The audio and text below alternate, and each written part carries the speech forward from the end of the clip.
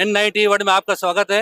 मैं नफीस सिद्दीकी मुंबई से। आज मैं मौजूद हूँ जोगेश्वरी वेस्ट में एसवी रोड पर दिल्ली दरबार होटल के सामने। आज यहाँ पर MIM पार्टी का बहुत बड़ा जलसा के बारे में आज हम आपको दिखाते हैं। बने रहिए हमारे साथ। कि जिसने प्रॉफेट मोहम्मद की शान में गुस्ताखी की, अनाप शनाप बकने की कोशिश की, उसको गिरफ्तार किया जाए।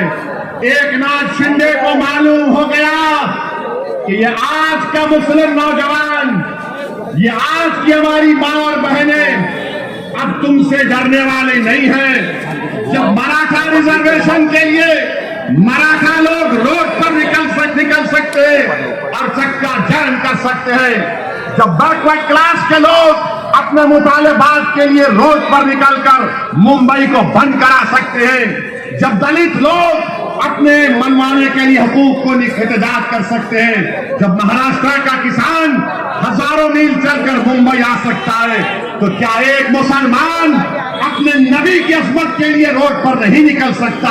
हम निकल सकते हैं, निकलेंगे। तो मैं मुबारकबाद देता हूं आप तमाम को कि आपने एहतजाज किया, पुरअमन एहतजाज किया। मैं मुबारकबाद देता हूं इम्तियाज जलील की हिकमत अमली को कि थाने के पास इम्तियाज जलील ने कमिश्नर और कलेक्टर को बुलाया और हमारी मांग का लेटर उनको दिया और इम्तियाज जलील ने कह दिया कि हम मुंबई में एंटर नहीं होंगे। और उस पुरअमन तरीके से वो तमाम लोग अपने घरों को वापिस हो गए। अब सुनो एकनाथ शिंदे और फडणवीस, हम मुंबई में एंटर नहीं हुए, अब मुंबई के अंदर इंशाअल्लाह एहतजाज शुरू होने वाला है। अब मुंबई के अंदर पुरअमन एहतजाज शुरू होगा। आपको परमिशन दो या ना दो, हम एक दिन जाकर आजाद मैदान में बैठ जाएंगे और मुझे यकीन है कि आपका साथ मिलेगा। ये बारिश तुमको यहाँ आने से नहीं रोक सकी, तो रसूलुल्लाह के गुलाम अपने नबी की शान के लिए, अज़मत रसूल के लिए हम क्या जाकर नहीं बैठ सकते? तो हुकूमत से हम कह रहे हैं, एकनाथ शिंदे, फडणवीस, अजीत पवार, नरेंद्र मोदी, अमित शाह,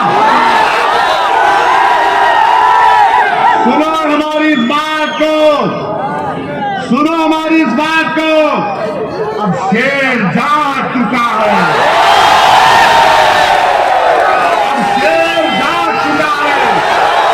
हमारी मां और बहनों ने अपने बेटों से कह दिया, बेटा उठ, कल हशर के मैदान में उनको शिफात दिलाने वाले के लिए हमको खड़ा होना है।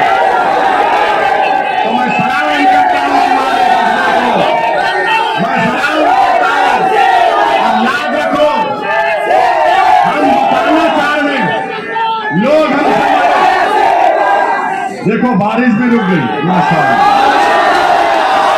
इस वास्ते बारिश से डरना नहीं, बारिश हो रही थी अपन निकल के, बरसा अल्लाह की रहमत बरस रही है, कोई बात नहीं। एक बात हमारे हिंदू भाइयों को बताना चाहते हैं, हमको दीन कैसे मिला, हम क्यों मुसलमान हुए, हम क्यों नमाज पढ़ते हैं, हम क्यों रोजा रखते हैं, हम क्यों मस्जिदों को बनाते हैं, हम क्यों गरीबों को खाना खिलाते हैं, हम क्यों यतीमों की मदद करते हैं, हम क्यों बेवाओं की मदद करते हैं? इसलिए कि हमारे रसूल ने हमको सिखाया, इसलिए कि हमारे रसूल सल्लल्लाहु अलैहि वसल्लम ने हमको सिखाया।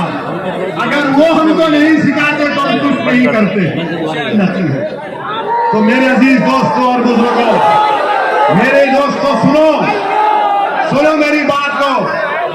इमाम मालिक रहमतुल्लाह अलैह मदीने में है, हदीस बोल रहे हैं, हदीस को बयान कर रहे हैं। लोग उस महफिल में देख रहे हैं कि इमाम मालिक का चेहरे का रंग बदल रहा है, तकलीफ फरमाया है। और जब आप हदीस बयान कर चुके, उठकर आपने कपड़े को झटका से बिच्छू निकला। लोगों ने पूछा, इमाम मालिक आप क्यों नहीं उठ गए? तो इमाम मालिक ने कहा कि मैं रहमतुल आलमीन की हदीस को बयान कर रहा था, उसके अदब को मलूज रखकर इस डसने वाले की डस को बर्दाश्त कर रहा था बिच्छू की, क्योंकि अदब मेरे सामने था रसूलुल्लाह सल्लल्लाहु अलैहि वसल्लम। तो मेरे नौजवानों, तुमको ड्रग्स को छोड़ना पड़ेगा, तुमको जहज की लानत को खत्म करना पड़ेगा, तुमको एक मोमिन बनना पड़ेगा। तुमने अपने गुलामी के रिश्ते को मजबूत कर दिया, तुमने दुनिया को बता दिया कि मैं रसूलुल्लाह सल्लल्लाहु अलैहि वसल्लम का गुलाम हूँ। तुमने पूरे हिंदुस्तान के 19 करोड़ मुसलमानों के सर को फखर से ऊंचा कर दिया कि महाराष्ट्र में ऐसे फर्जंदाने तौहीद हैं जिन्होंने पुरअमन एहतजाज किया, हजारों लाखों की तादाद में निकले। अब हुकूमत भी परेशान, अब शिंदे परेशान, फडणवीस परेशान, अब ये सेकुलर पार्टी भी परेशान। ये क्या हो गया? बोलो, क्यों नहीं बोलते तुम लोग? क्या तुम्हारी जबानों को कौन सा ऐसा ताला लग चुका है? तुम इस मसले पर नहीं बोलना चाहते कि जमहूरियत में भारत एक लोकतंत्र है, जहां पर बाबा साहब अम्बेडकर का बनाया हुआ संविधान है और संविधान में रूल ऑफ लॉ है। नहीं, आवाज सुनो, आवाज सुनो, सुनो सुनो। अब फिर बारिश हुई तो क्या करें?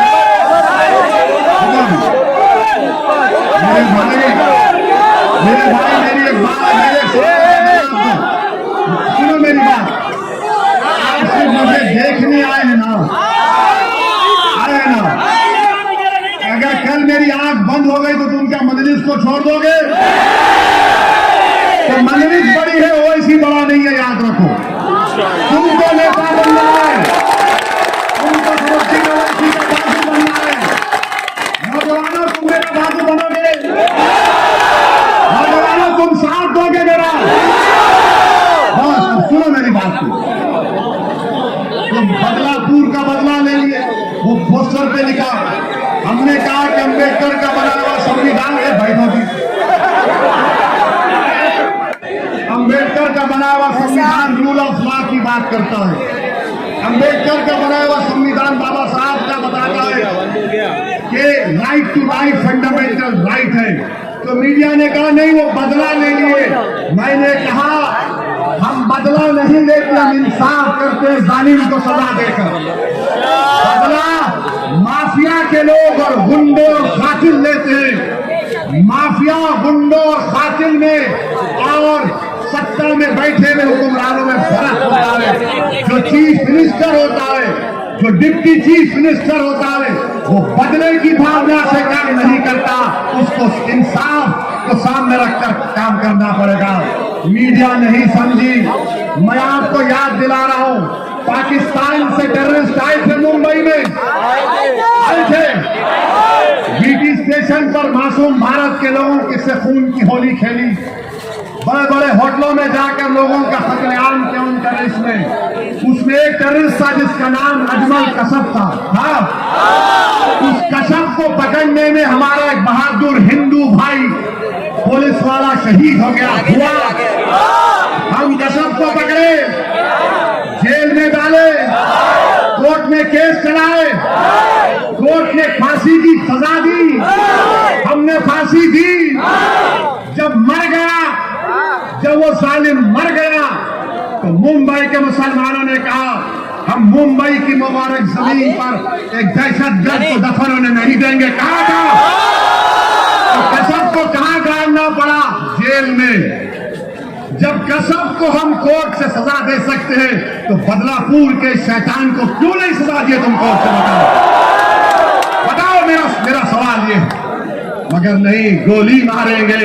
अरे याद रखो, तुम आज गोली चला रहे हो, कल किसी और को भी गोली चलेगी। हमारे बुजुर्गों को याद होगा, नौजवानों को याद नहीं होगा।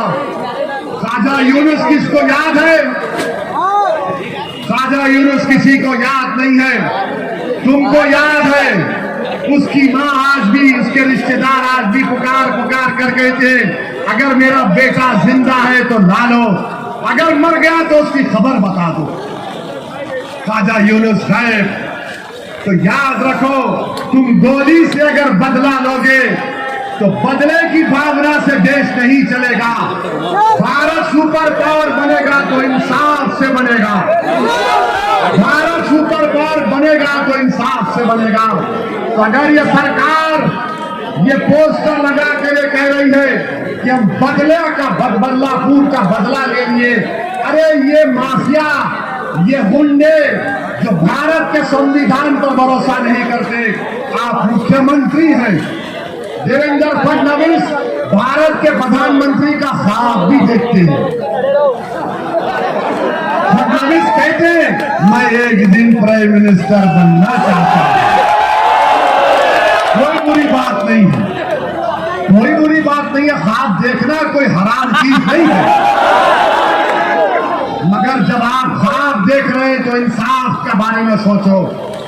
हम तो ये चाहते थे कि बदलापुर के लोगों को कोर्ट सजा देती, उस जालिम को वो जेल में सड़ता, अपनी मौत के लिए पुकारता और तब जाकर उसको मौत अपने आगोश में ले लेती, मगर आपने उसको आसान रास्ता दे दिया। ये इंसाफ है या नहीं है, ये मैं आप पर छोड़ता हूं। तीसरी बात, नरेंद्र मोदी का दिल नहीं मोदी ने अपने बुलडोजरों से मुसलमानों के घरों को तोड़वा दिया।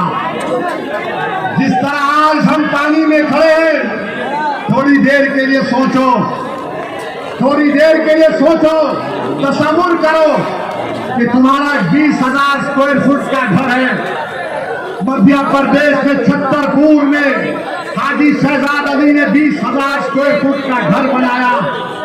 घर में सामान मुंतकिल हो रहा है कि आज नहीं तो कल घर में चले जाऊंगा।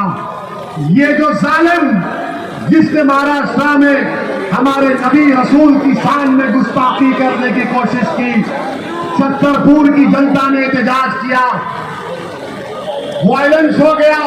हाजी शहजाद को कलेक्टर ने कहा रुकाओ, जनता नहीं सुनी। तो क्या हुआ बाद में, हाजी शहजाद अली के 20,000 स्क्वायर फीट के घर को मोदी के बुलडोजरों ने तोड़ दिया। आज हाजी शहजाद अली के घर वाले, आज हम जलसा सुनने के लिए बारिश में भीग रहे हैं, वो 1 महीने से धूप में आसमान के नीचे खड़े हैं। बच्चे हैं, बेटे हैं, बारिश के नीचे खड़े हैं। अरे कितने घरों को तुमने तोड़ दिया। याद रखो मोदी, जुल्म जब होता है तो एक दिन जुल्म का खात्मा होगा, जुल्म का खात्मा होगा, अल्लाह इंसाफ करेगा इंशाअल्लाह ताला। मैं सलाम करता हूं हाजी शहजाद अली के जज्बे को।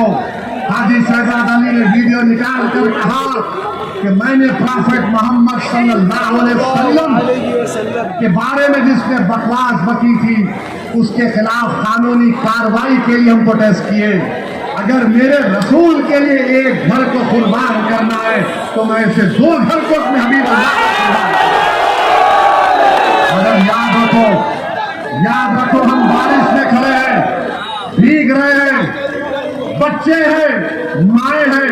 मैं तुम्हारे से एक अपील कर रहा हूं, तुम यहां बैठे बैठे अपने दिल से दुआ करो, अपने दिल में दुआ करो कि अल्लाह जो ये जालिम लोग हमको सिर्फ इस बात की सजा दे कि हम तेरा कलमा पढ़ने वाले हैं, या अल्लाह हमको सिर्फ इस बात की सजा दे रहे हैं कि हम तेरी तौहीद का इकरार करने वाले हैं, या अल्लाह हमको इसलिए मारा जा रहा है कि हम तेरे हबीब को खातमुन नबीन मानते हैं।